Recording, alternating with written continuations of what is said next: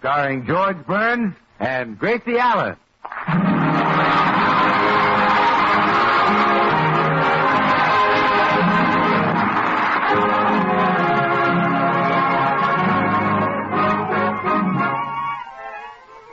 With yours truly, Bill Goodwin, and the music of Meredith Wilson and his orchestra.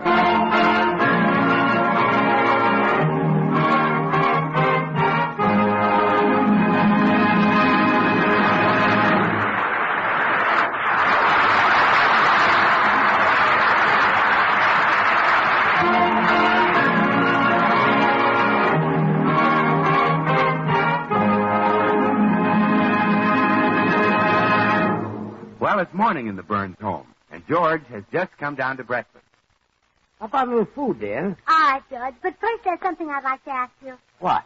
Well, our radio show goes on this evening, and my club, the Beverly Hills Uplift Society, would like to take it over. Oh, no. You sneaked those dames on our program last week, and they set radio back 50 years. Now, that's not fair, George. We simply made a few changes. Some program. Everybody's laughing at you. Well, see, that's one of the changes we made. Forget it. But, George, the girls are simply dying to get on the air. And let them fly around with the other bat.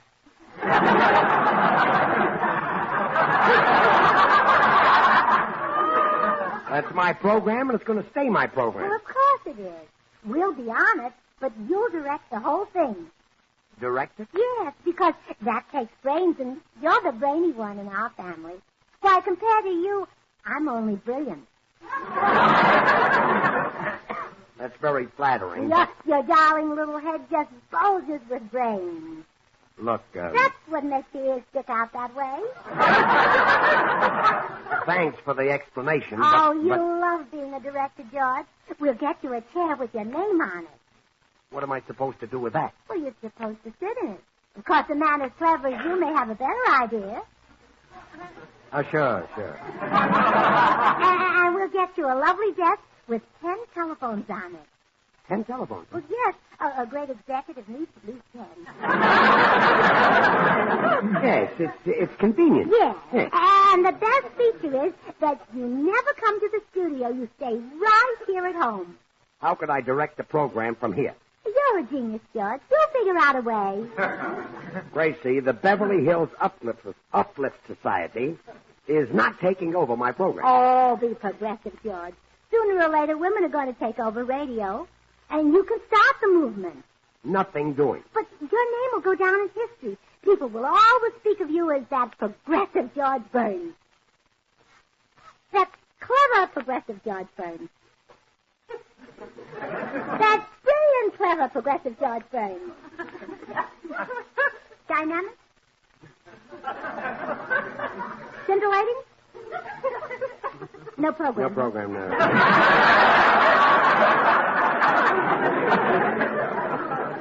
And not only do I want those dames kept off my program, but I don't want you to keep... I don't want them in the house. Oh, yes, dear. Every time they meet here, they come into the kitchen before I awake and gobble up all the bacon and eggs. Yes, dear. And now I'm ready for my breakfast. Yes, dear. What would you like? Bacon and eggs and a piece of toast. I'll get you a piece of toast. You mean... They're in the den. Well, get those dames out or I'll throw them out. You can't, George. Meredith Wilson rents the den, and he said we could meet there. Yeah. The poor jerk lets them meet in his room because they laugh at his terrible jokes. Why, you women even took him into your club. It was perfectly legitimate. We made him an honorary woman. Okay, you run along and break that meeting up as soon as you can. I'll fix my toast and have a piece of cheese with it. Oh, that reminds me, dear. Our new member, Madame De Silva, doesn't like bacon and eggs. Don't tell me she ate the cheese. Yes. Well, I'll see you later, dear. Quiet, dear. Quiet, please. Well, Gracie, did you talk George into staying home so we could take over the program again? Well, no, girls. I'm sorry to report that Plan A, making him think he was an intelligent director, didn't work.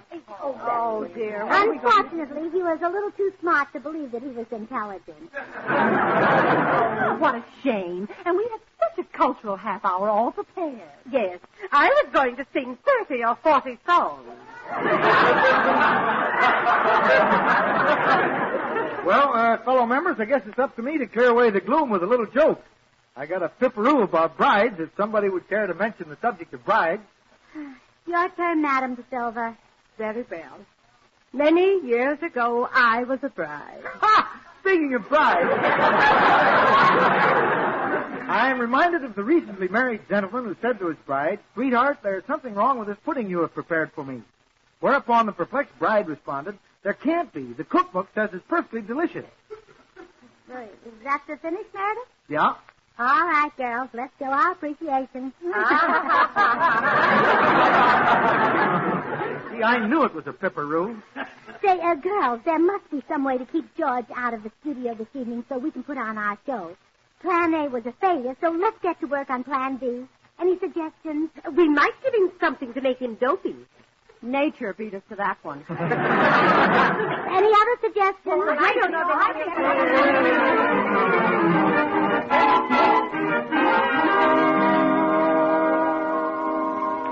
All right, girls, then it's settled. Plan B will definitely be the bathtub plan. Well, hello, Uplifters. Oh, Say, George says you girls are trying to get him off the radio program again. How come? We don't want any men on the program. Oh, now, wait a minute. You can't get rid of me, you know. I represent the sponsor. You can't go on the air without me. Say, that's right. How can we get around this? well, there's only one way. We'll have to make Bill an honorary woman, too. Then he can join our club. Oh, no. I don't want to be a woman. Not me. But women have lots of fun, Bill. Don't the women who go out with you have fun? Well, sure, but that's just it. If I'm a woman, I won't be able to take myself out.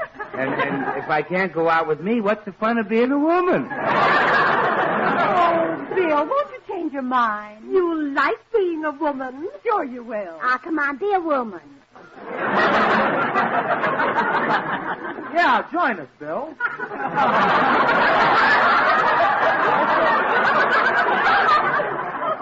Speaking as one who has just recently become an honorary woman, I can recommend it. You can, Meredith? Oh, yes. As you know, I used to be very shy and bashful around women. Yeah? But after 1 week of being around the Uplifters, other women don't frighten me at all. That I can understand. Well, then you refuse to become an honorary woman?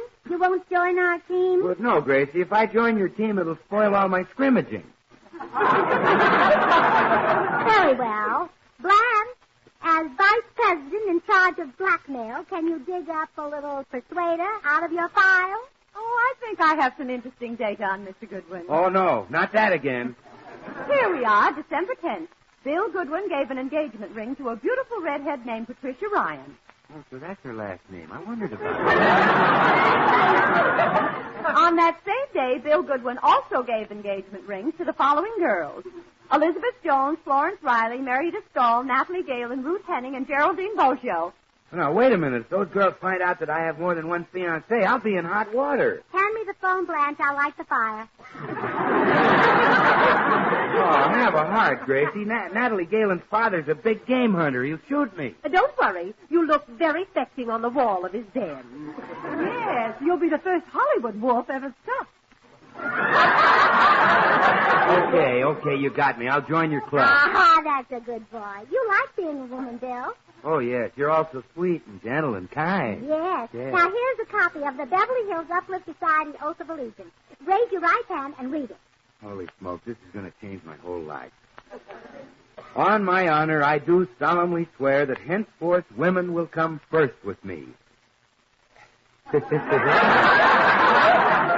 going to be as big a change as I thought. Please, madam, this is a solemn occasion. Read on. I do hereby agree to share with my sister members of the club any and all treasures, such as my beauty secrets, silk undies, and pre-war girdles. Oh, now, wait a minute, Gracie. I don't have to swear to that, do I? Well, no, I guess not. Well, that's good. I don't mind sharing the beauty secrets, but I'm running awful low on the other two. Read on. And last, I do hereby declare that my great objective in life shall be that of every woman. Oh, no, I can't read this. Hand me the phone, Blanche. Okay. My great objective in life shall be that of every woman, motherhood.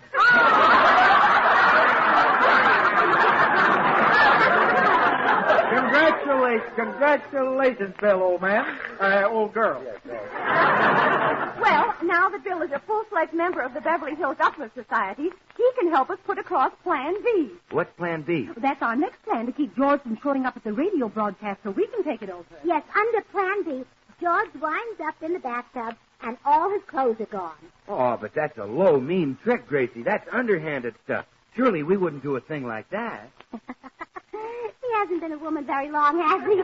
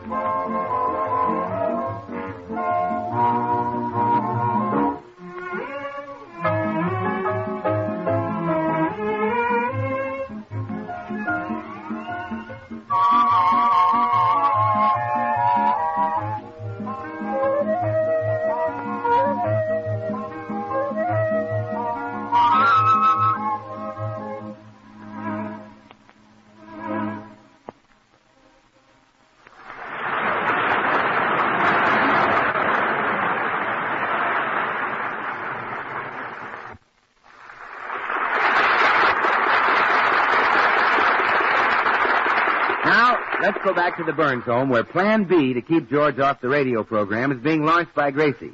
Under this plan, she gets George into the bathtub to swipe his clothes. Now, personally, I don't see how she's going to do it, but you know Gracie. So won't you come into the den and sing for the girls, George? They're waiting to hear your glorious voice. Are you sure this isn't a trick to get me off the program? Get you off the program? Why, we want you to sing for the entire half hour. I thought you wanted to broadcast culture. We do, and what could be more culture than your voice? Well, you give the world a pearl of melody every time you open the oyster of your mouth. Well... Come on, darling. The girls are waiting to hear you sing. Okay, I'll give them a little fill. Here he is, girls. The Nightingale of Beverly Hills. Sugar Throat Burns. Any special requests? Sing Ain't Misbehavin'. I'm sure all the girls will swoon when they hear that, won't you, girls? Okay. Ain't misbehaving. Wait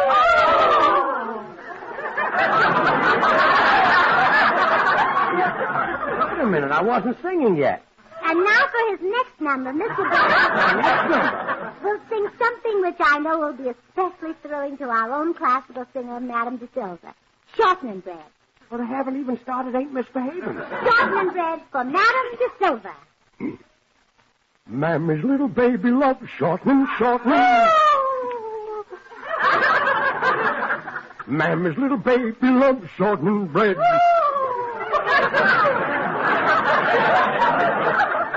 Mammy's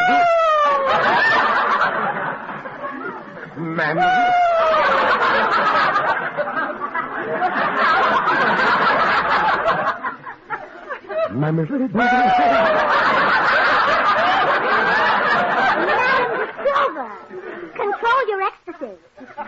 That was not ecstasy. What? It was joy, dear. That's much louder than ecstasy. What? You were better than Nelson Eddy. You really think so? Oh, certainly, and much more convincing. Why, when you sang Shortman Bread, I could actually smell it.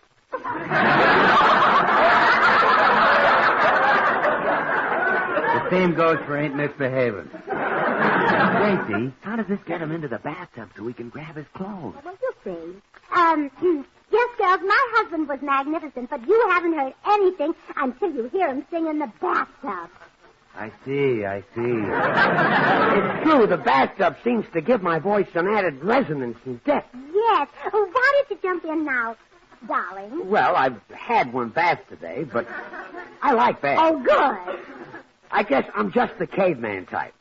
Makes me feel so good to get rid of my clothes for a while. Yes. Well, this bath is going to keep you happy for a long time. Okay. Now listen closely, girls. I'm making a high speed. Oh, okay, girls. Our objective is in sight.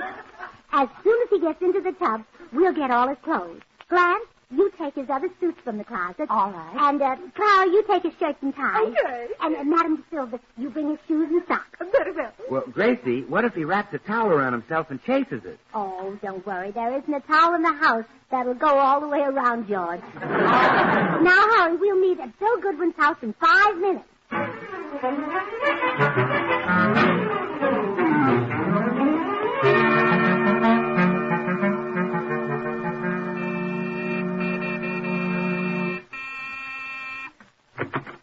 Good afternoon, Mrs. Burns. I've been ringing your door buzzer a long time.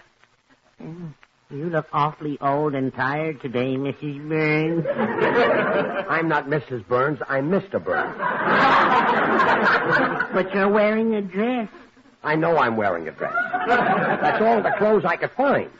My goodness, I didn't know the shortage of men's clothes was that bad. Look, Mr. I hope the returning servicemen won't have to wear dresses. The poor fellows won't know who's whistling at who. You don't understand, Mr. Postman. I have clothes, but my wife took them. Oh, I see. She did it with the help of her club. I'd give anything to break it up. I know how you feel. I finally broke up my wife's club. You did? How? She hit me too hard over the head with it. I don't mean that kind of a club. I mean a collection of women called the Beverly Hills Uplift Society. Oh, but why did they swipe your clothes? They want to take over my radio program. Naturally, I can't do a broadcast in just my underwear. You're right. Let's not kill television before it gets started. Well, those dames haven't outsmarted me. I called NBC and told them not to let any women in my studio tonight. A shrewd move.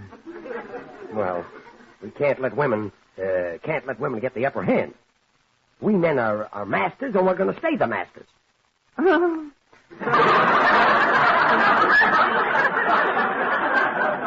Your dreams are getting better all the time. Well, so long, Mr. Postman. See you later. Goodbye, Mr. Burns. What was that for? That short dress shows your legs. Not bad, huh? I wish my wife had legs like yours. Really? Yes. Then when she got after me, I could run between them and escape. Well, goodbye. Remember, keep smiling.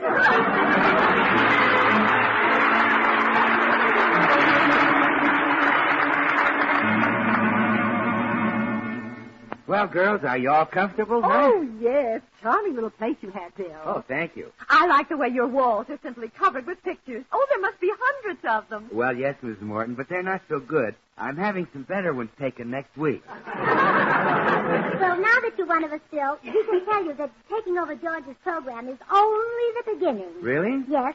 According to our plan, women will gradually take over all the programs. No. Well, how can women fill the place of singers like Crosby and Sinatra and Haynes? Oh, that's easy. The place taken by all three of them can be filled by Kate Smith alone. You're so right. But you'll have to replace the classical singers, too, Gracie. What about John Charles Thomas? We'll replace those three with the Andrews sisters. Well, you're really crowding the men right out of the picture? Yes, there'll only be one exception. Phil Spitalny's wife will be allowed to have an all-boy orchestra. Well, I suppose that's only fair. However, you mustn't think that our motives are purely selfish.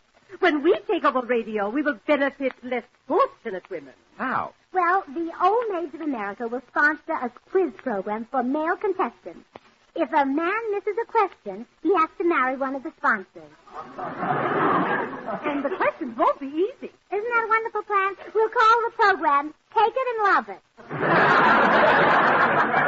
Wait a minute. Suppose the guy isn't happy with her. Well, then he can tell his problem to Madam Anthony. Well, you certainly have figured all the angles. Yep, we're tired of it being a man's world. And when we women take over radio, it'll be run smoothly and efficiently. No quarrels, no jealousies, no dissension. Sounds great. Well, now, let's decide what each of us will do on the program this evening. Madam De Silva, what will you contribute? I intend to sing the bell song from Lakshmi. Why don't you sing a song about the Liberty Bell, dear? Why? Would that suit my voice better? Yes, it has a crack in it. You tone-deaf ignoramus. Item 1, solo by Madam De Silva. Now, what will you contribute, Clara? Well, I thought I'd give a talk on fashion trends. I design all my own clothes, you know. Did you design that peculiar garment that you're wearing? Yes, and what's peculiar about it? It resembles a tent pitched by a very young Boy Scout. What are you, dowdy old frump? Item 2, fashion talk by Clara Babbitt. Now, what about you, Blanche? I'll give a Shakespearean recitation. You? Why not? When I was a girl, I learned everything Shakespeare wrote. When you were a girl, he hadn't written much. Why, you illiterate hillbilly. Item 3, Shakespearean recitation by Blanche Morton. Now, you see how smoothly we're getting things, Bill? Yeah, fascinated, Grace. Now, let's run through the opening. Okay. Bill, you read the announcement. All right, Gracie. Presenting the Beverly Hills Uplift Society and radio's first all-woman program. Oh, beautiful ladies. Women of the world, arise. Let us shake off the chains of slavery and build a better world. A world in which there will be no men, just women and children.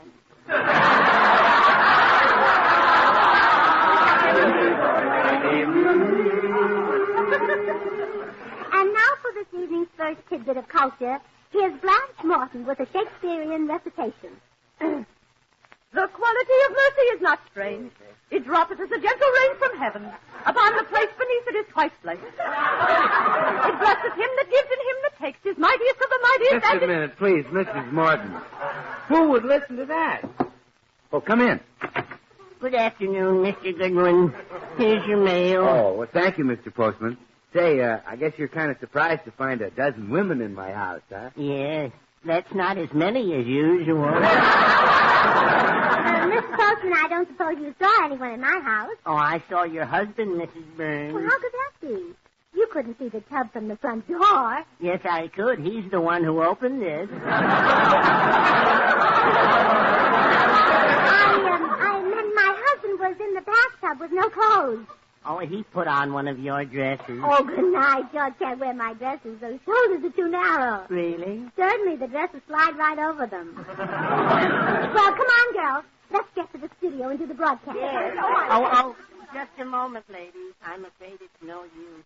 Mr. Burns told NBC that no women were to be allowed in his studio tonight. Oh, well, that does it.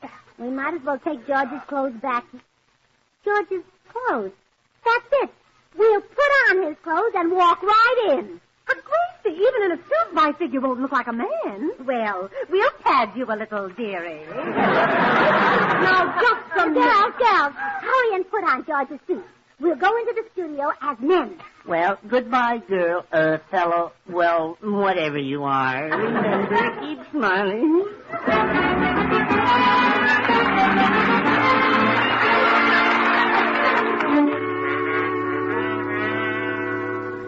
Now, look, Mr. Dorman. I know you've got orders not to let any women into Studio D, but I'm not a woman. Beat it, sister. Look, I've got on my wife's dress because My clothes were stolen. I'm a man. With them hips? Honest, I'm George Burns. Sure, and I'm Lawrence the car. You ain't crashing this gate, sister. I tell you I'm George Burns, and if you don't let me in... Mr. Doorman. Oh, evening, Mr. Wilson. Oh, Meredith, you're just in time. Oh, no. It's Gracie and the Uplifters. They're wearing my suits. You really are screwy, sister. Honest, all those men are women. The little fellow in the green suit is my wife. These are the new members of my orchestra, Mr. Doorman. Mr. Morton? Trombone. Mr. Bagley? Bass drum. Mr. De Silva? Zither. And Mr. Allen. Pipe organ. Okay, gents, go right on through. Gracie, you can't do this to me. One side, madam. We have a program to do. Well, this is the end.